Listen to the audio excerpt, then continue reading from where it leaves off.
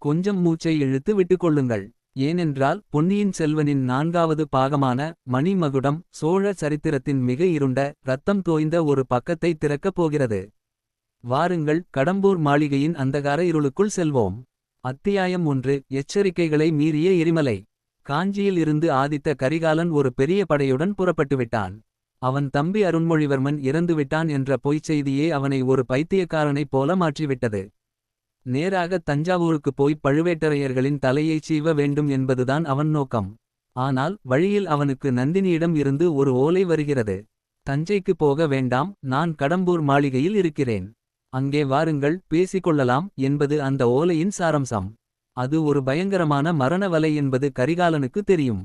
அவனுடைய தாத்தா, அவனுடைய ஆசான், அவனுடைய தங்கை குந்தவை என அனைவரும், கரிகாலா, கடம்பூருக்கு போகாதே. அங்கே பாண்டிய நாட்டுச் சதிகாரர்கள் உன்னை கொல்ல காத்திருக்கிறார்கள் என்று கதறுகிறார்கள். ஆனால் கரிகாலன் ஒரு பிடிவாதக்காரன். சிறுவயதில் நந்தினியை உயிராக காதலித்தவன் அவன். சந்தர்ப்ப சூழ்நிலையால் நந்தினி அந்த முதியவர் பெரிய பழுவேட்டரையரை திருமணம் செய்து கொண்டது அவனுக்கு மிகப்பெரிய மன உளைச்சலை தந்திருந்தது. என்னை சாகடிக்க வேண்டும் என்று அவளே ஆசைப்பட்டால் அவள் கையாலேயே என் உயிர் போகட்டும் என்ற ஒரு விபரீத முடிவோடு மரணத்தின் வாசலான கடம்பூர் மாளிகையை நோக்கித் தன் குதிரையைச் செலுத்துகிறான் கரிகாலன். அத்தியாயம் 2. வந்தியத்தேவனின் பதைபதைப்பு. இதற்கிடையில் நம் கதாநாயகன் வந்தியத்தேவன் இளவரசர் அருண்மொழிவர்மன் உயிரோடு நாகப்பட்டினத்தில் இருக்கும் செய்தியை குந்தவையிடம் சொல்லிவிட்டு கரிகாலனை காப்பாற்றுவதற்காக ஒரு பைத்தியம் போல கடம்பூரை நோக்கி ஓடி வருகிறான். வந்தியத்தேவனுக்கு நிலைமை நன்றாக புரிகிறது. கடம்பூர் மாளிகையைச் சுற்றி பழுவேட்டரையர்களின் படை, சம்புவரையர்களின் படை என எறும்பு கூட நுழைய முடியாதபடி காவல் போடப்பட்டிருக்கிறது. உள்ளே பாண்டிய ஆபத்துதவிகளான ரவிதாசனும் அவனது கூட்டாளிகளும் கத்தியை தீட்டிக் கொண்டு பதுங்கியிருக்கிறார்கள். நடுவில் ஆதித்த கரிகாலன் ஒரு பலியாட்டைப் போல போய் மாட்டிக்கொள்ளப் போகிறான். எப்படியாவது உள்ளே நுழைந்து தன் நண்பன் கரிகாலனை காப்பாற்ற வேண்டும் என துடிக்கிறான் வந்தியத்தேவன். சில மாய வித்தைகள் செய்து மாறுவேடம் போட்டுக்கொண்டு மீண்டும் அந்த பிரம்மாண்டமான கடம்பூர் மாளிகைக்குள் ஒரு திருடனைப் போல நுழைகிறான். அத்தியாயம் 3. அந்திமச் சந்திப்பு. வேட்டையாடும் கண்கள். கடம்பூர் மாளிகைக்குள் ஒரு மயான அமைதி நிலவுகிறது. நள்ளிரவு நேரம். மாளிகையின் ஒரு இரகசியமான அந்தப்புற அறையில் நந்தினி தனியாக காத்திருக்கிறாள். அங்கே ஆதித்த கரிகாலன் நுழைகிறான். பல ஆண்டுகளுக்குப் பிறகு ஒரு காலத்தில் உயிராக காதலித்த இருவர் தனிமையில் சந்திக்கிறார்கள். கரிகாலன் கண்களில் கோபமும் சோகமும் காதலும் கலந்து ததும்புகிறது. நந்தினியின் கண்களில் ஒரு பழிவாங்கும் வெறி மட்டும் பாம்பின் விஷம் போல படர்ந்திருக்கிறது.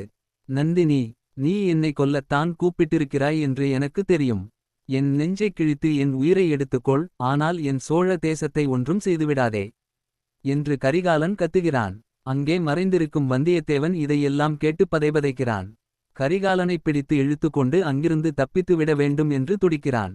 ஆனால் அறையின் இருண்ட மூலைகளில் பாண்டிய ஆபத்துதவிகளின் நிழல்கள் அசைவதை அவன் பார்த்து விடுகிறான். அத்தியாயம் 4. விளக்குகள் அணைந்தன. அதிர்ந்தது சோழம். மாளிகையில் உள்ள பெரிய பெரிய தூண்களுக்குப் பின்னால் ரவிதாசன், சோமன், சாம்பவன் என பாண்டிய சதிகாரர்கள் கையில் கொலை வாளோடு தயாராக நிற்கிறார்கள். நந்தினியும் கரிகாலனும் பேசிக்கொண்டிருக்கும்போதே வாக்குவாதம் முற்றுகிறது. திடீரென மாளிகையில் எரிந்து கொண்டிருந்த பெரிய பெரிய சரவிளக்குகள் அனைத்தும் சடசடவென அணைக்கப்படுகின்றன. அந்தகார இருள் அந்த அறையை மூடுகிறது. சதி, சதி, கரிகாலா ஜாக்கிரதை என்று கத்திக்கொண்டே வந்தியத்தேவன் பாய்ந்து செல்கிறான். இருட்டில் கத்திகள் உரசும் சத்தம் கேட்கிறது. ஏதோ கீழே விழும் பயங்கரமான சத்தம் கேட்கிறது. ஒரு பெண்ணின் அலறல் கேட்கிறது. மூச்சு திணற வைக்கும் ஒரு பெரிய போராட்டம் சில நொடிகள் அந்த இருட்டில் நடக்கிறது. சற்று நேரத்திற்குப் பிறகு இருள் விலகி விளக்குகள் மீண்டும் ஏற்றப்படுகின்றன. அங்கே காட்சியை கண்ட வந்தியத்தேவன் உறைந்து போகிறான். அவனுக்கு பைத்தியமே பிடித்துவிடும் போல இருக்கிறது. சோழ சாம்ராஜ்யத்தின் மாபெரும் வீரன், வடக்கே ராஷ்டிரகூடர்களையும் தெற்கே பாண்டியர்களையும் நடுநடுங்க வைத்த அந்தச் சிங்கம் ஆதித்த கரிகாலன் இரத்த வெள்ளத்தில் தரையில் பிணமாக கிடக்கிறான். அவன் மார்பில் ஒரு பெரிய கத்தி இறங்கியிருக்கிறது. அத்தியாயம் 5. பழிக்கப்பட்ட வீரன். இருண்டது வானம். கரிகாலனை கொன்றது யார்? தன்னை கொல்ல வந்தான் என்று நினைத்து நந்தினியே கொன்றுவிட்டாளா? அல்லது இருட்டில் பாய்ந்து வந்த பாண்டிய ஆபத்துதவிகளின் கத்தி அவன் உயிரை குடித்து விட்டதா? அல்லது கரிகாலனே தன் உயிரை மாய்த்து கொண்டானா? யாருக்கும் தெரியவில்லை. அந்த பயங்கரமான இரகசியம் அந்த அறைக்குள்ளேயே புதைந்து போகிறது. ஆனால் அந்த அறையில் கரிகாலனின் உடலுக்கு பக்கத்தில் இரத்தக்கரையோடு நிற்கிறான் வந்தியத்தேவன்.